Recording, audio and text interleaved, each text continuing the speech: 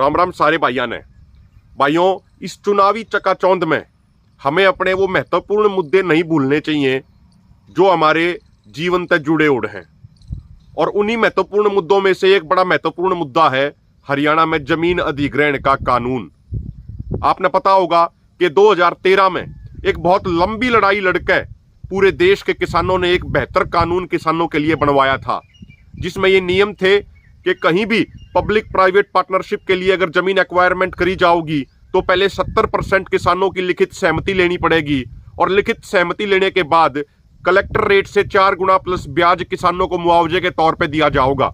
लेकिन 2014 में जैसे ही नरेंद्र मोदी जी प्रधानमंत्री बने थे, उन्होंने उस कानून को बदलने के लिए वो 3 बार पार्लियामेंट में अध्यादेश लेकर आए थे, लेकिन उस समय राज्यसभा में उनकी मेजॉरिटी नहीं थी, इसलिए वो अध्यादेश पास नहीं हो पाया था।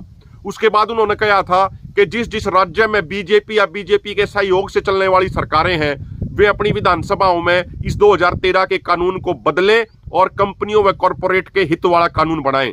उसी कड़ी में 24 अगस्त 2021 को हरियाणा की विधानसभा में एक नया कानून बनाया गया था। 2013 के उस जमीन अधिग्रहण कानून में बहुत सारे संशोधन करे गए थे। जैसे जो मेन संशोधन करे गए थे वो ये थे कि अब नए कानून के तहत हरियाणा में यदि कोई भी जमीन एक्वायरमेंट किसान की होगी तो किसी भी किसान की कोई सहमति नहीं ली जाएगी और उसको कलेक्टर रेट से 4 गुना प्लस ब्याज मुआवजे के तौर पर देने वाला प्रावधान भी हटा दिया गया। कोई सोशल इंपैक्ट असेसमेंट नहीं कराई जाएगी। तो ये खासकर जो हरियाणा के जो एनसीआर में जो जिले आवे हैं, जो दिल्ली के लागते जिले हैं, वहां ये जमीन अधिग्रहण वाला मामला बहुत महत्वपूर्ण मुद्दा है। क्योंकि अभी हमने कुछ दिन पहले भी देखा था जब केएमपी के साथ में रेलवे कॉरिडोर के लिए जमीन एक्वायरमेंट करी जा रही थी, वहां पे सोनीपत में, झज्जर में किसानों ने बहुत लंबी लड़ाई लड़ी 8 महीने तक की और उसके बाद किसानों का मुआवजा बढ़ पाया।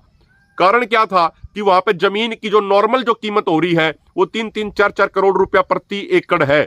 लेकिन हरियाणा की सरकार HSIIDC के माध्यम से रेलवे के लिए जो जमीन एक्वायरमेंट कर रही थी उसमें किसानों को किसी को 50 लाख, किसी को 70 लाख, किसी को 80 लाख का मुआवजा दिया जा रहा था। तो 8 महीने की लड़ाई लड़ी, उसके बाद मुआवजा बढ़ा था।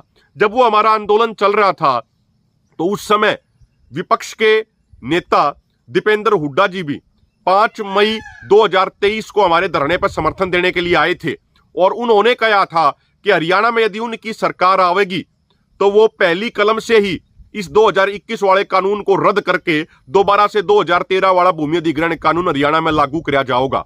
उसके बाद 24 जुलाई को जब हम विपक्ष के नेता राहुल गांधी जी से संसद में मिले थे तो वहां भी उन्होंने ये बात कही थी कि भाई वो अपने मैनिफेस्टो में इस बात को बड़ी प्रमुखता से रखेंगे कि यदि हरियाणा में उनकी सरकार बनी तो वो दोबारा से 2013 वाला जमीन अधिग्रहण कानून लागू करेंगे और किसानों को उनके हक दिए जाएंगे।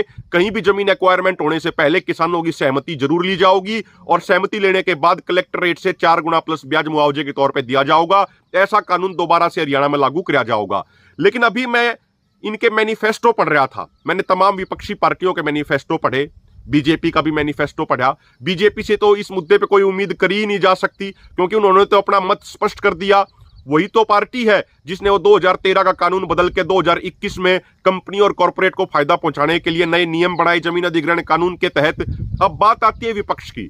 अगर मुख्य विपक्षी पार्टी कांग्रेस की बात करें या अन्य पार्टियों इनेलो की बात करें या और भी कोई पार्टी हो उनकी बात करें तो उनके मैनिफेस्टो में इस मुद्दे को ज्यादा प्रमुखता से कहीं भी जगह नहीं दी गई है।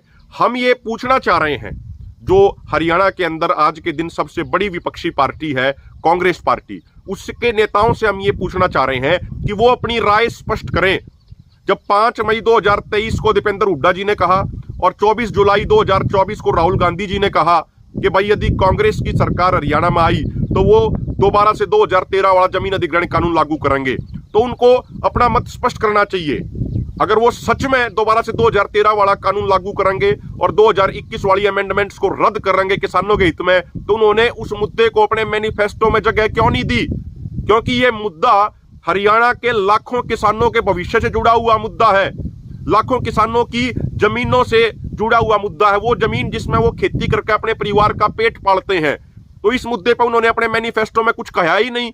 तो उनको ये चीज स्पष्ट करनी चाहिए कि इस मुद्दे पे उनका क्या स्टैंड है। पूरी कांग्रेस पार्टी को, अन्य विपक्षी पार्टियों को भी स्पष्ट करना चाहिए कि इस जमीन अधिग्रहण वाले मामले पे आपका क्या स्टैंड है।